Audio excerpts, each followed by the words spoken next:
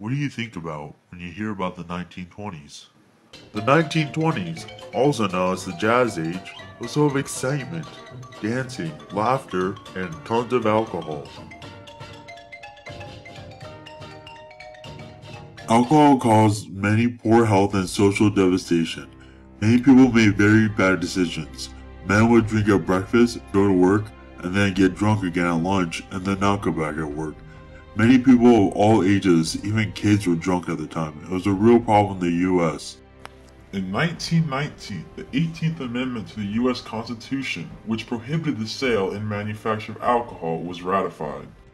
It went into effect on January 16, 1920.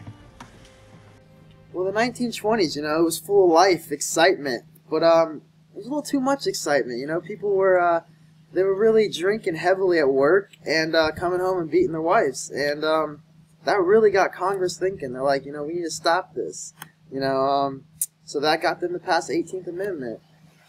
Well, I think the passing of the 18th Amendment actually caused the husbands to beat their wives even more, The Volstead Act stated that any beverage that had more than 0.5% of alcohol by volume was illegal and you'd be sent to jail. There were, however, several loopholes for people to legally drink during the Prohibition. For instance, the 18th Amendment did not mention the actual drinking of liquor.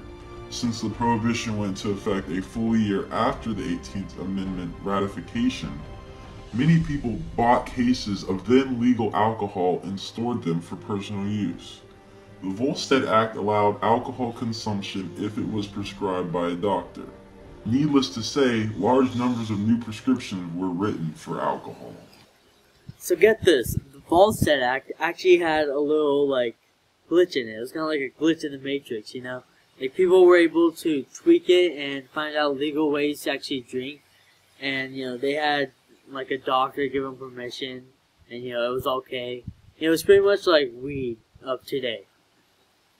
I don't see why they don't repeal weed. Am I right?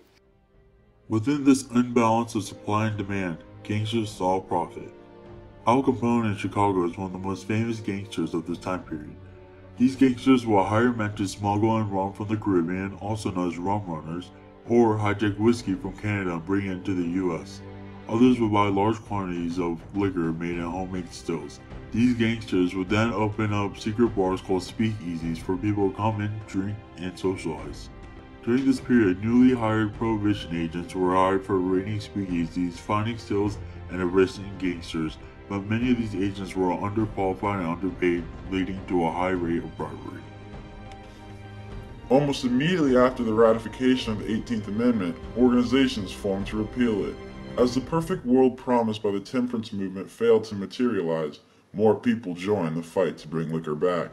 The anti-prohibition movement gained strength as the 1920s progressed, often stating that the question of alcohol consumption was a local issue and not something that should be in the Constitution. Additionally, the stock market crash of 1929 led to the beginning of the Great Depression. This started changing people's opinion about the ban of alcohol.